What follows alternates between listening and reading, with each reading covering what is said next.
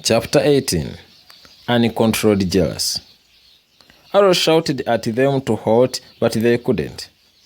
Each had hidden rage on the other, and this was the opportune moment to unleash it. If nonsense did not interrupt, the two would have torn each other. What a shame. They breathed recklessly with fury, wanting a rematch, but it would be stupid if they repeated. Ava accused Harper of seducing her man, yet she had all the time with him before and never utilized it. Harper called it insanity for Ava, who had spent 3 days minus checking on Arrow, then pretended to care. Ava swore that no woman would ever take Arrow as long as she was still alive. She loved him, but stupidly. Maybe Arrow never wanted to cheat, for he was a pro in this game. He always got the woman he wanted. Everyone saw that the woman was so chaotic, and many started to acknowledge that maybe Arrow never raped her.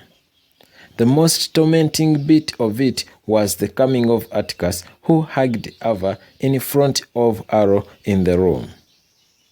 He looked at the two and closed the eyes. Atticus had been waiting for Ava outside, but when he saw the security guard running inside, he grew more curious and entered. Atticus was also unhappy with the way Ava treated him.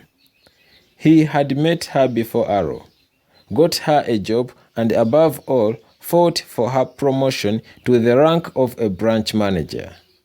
When it came to loving, the woman chose this poor writer. He never wanted to know about Arrow when he escorted Ava out. What he had done was so irresponsible that Ava complained. However, Atticus dropped a sweeping excuse that Arrow never reacted. Atticus, Arrow does not love you. He never wanted to know about the man hugging his wife. Ava, you do not know what you're talking about. He is the masterpiece of love. Atticus, you are joking. He simply wanted to know you, and it happened. Move on. Ava, you don't know him. You will never know. Let us go. Atticus was not contented. He wanted to know what made Arrow so special that Ava never abandoned him. He quarreled that she broke the pact when she swore to marry him and changed in an overnight. He immediately called Ivy, whom he asked to frankly tell him why Ava refused to check Arrow. He seriously insisted, wanting to know the truth. He stopped the car and pestered for answers. Ivy requested him to wait for a few minutes. She called Ava, who told her to tell him what she thought. Ivy did not know that Ava was with Atticus. Ivy never called back, for she also didn't know much about Arrow. Nonetheless, Atticus called back and forced Ivy to spit some few words. She said, Arrow loves Ava unconditionally. Atticus instead quarreled. He asked her if he never loved Ava unconditionally. He asked for another answer that Ivy figured out what she managed. Ivy, can you die for love? Arrow can. He is a £1 million love idiot. He does not care about his reputation. His brain knows one thing, Ava. He is the only one who can manage Ava, no one else. Atticus promised to fire Ava immediately if she did not live to his expectations.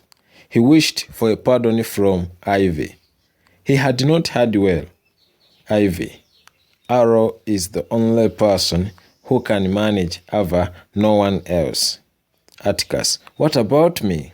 Ivy, I hope I'm not speaking Chinese. Atticus, nonsense. Get off my phone because you want me to dump her for you. Every word from Atticus decampaigned him before the woman he loved.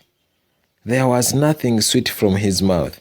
He turned to Ava, who was already in fear of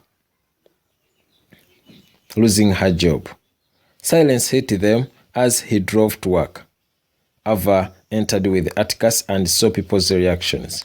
She thought again and again. Arrow was different. He would cheerfully enter and greet those ready to talk to him, then he waved to the busy ones before he went to meet her.